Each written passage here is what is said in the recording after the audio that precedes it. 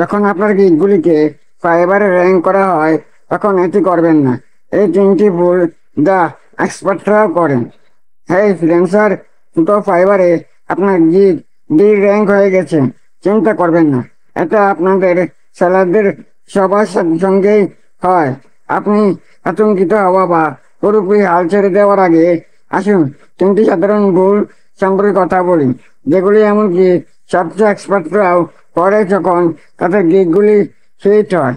ভুল নম্বর 1, আপনার গিগ অপটিমাইজেশনে অবহেলা করা।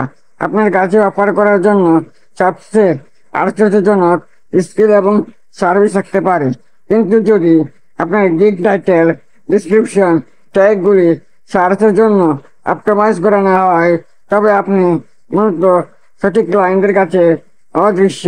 আপনার নিশের সাথে প্রাসঙ্গিক কিওয়ার্ড এবং ট্যাগগুলি রিসার্চ করার জন্য কিছু সময় নিন এবং সেগুলিকে আপনার গিগের মধ্যে অন্তর্ভুক্ত করুন।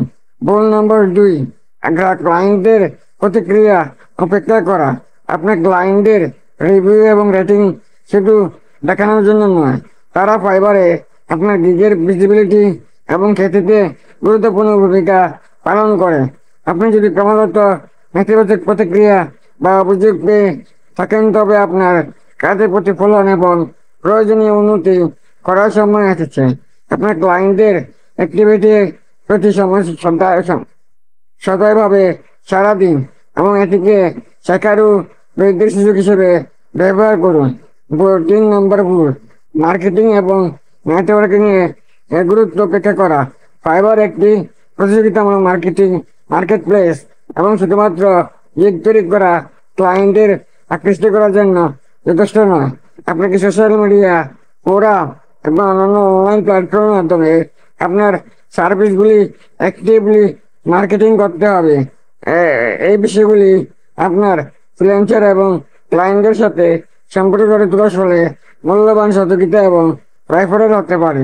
সুতরাং আপনার কাছে এটি রয়েছে। ফাইবারে আপনার গিগ ডিজাইন করা হলে তিনটি ভুল এড়াতে হবে। মনে রাখবেন, বিভূতি অনিবার্য, তবে আপনি কিভাবে তাদের প্রতিক্রিয়া জানাবেন যা একজন ফ্রিল্যান্সার হিসেবে আপনার সাফল্য নির্ধারণ করে। সক্রিয় থাকুন, ইতিবাচক থাকুন এবং আপনি যা কিছু করেন তাতে শ্রেষ্ঠত্বের জন্য প্রচেষ্টা চালিয়ে যান। আশা করে বুঝতে পেরেছেন এবং হেল্পফুল ভিডিও পেতে চ্যানেলটি সাবস্ক্রাইব করে সাথেই থাকুন। ধন্যবাদ।